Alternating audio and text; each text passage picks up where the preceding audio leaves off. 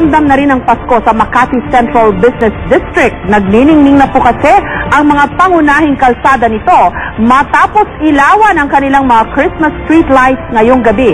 Sabay-sabay na nagliwanag ang kahabaan ng Ayala Avenue, Paseo de Rojas at Makati Avenue dahil sa mga malabituin na mga parol na isinabit sa mga street lights ng lungsod. 851,000 LED lights daw po ang ginamit sa pagpapailaw ng mga kalsada na umabot sa halos 5 kilometro. Napakaganda.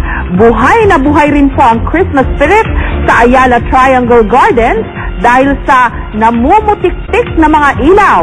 May mapapanood rin pong libreng lights and sound show doon mula November 16 hanggang December 30.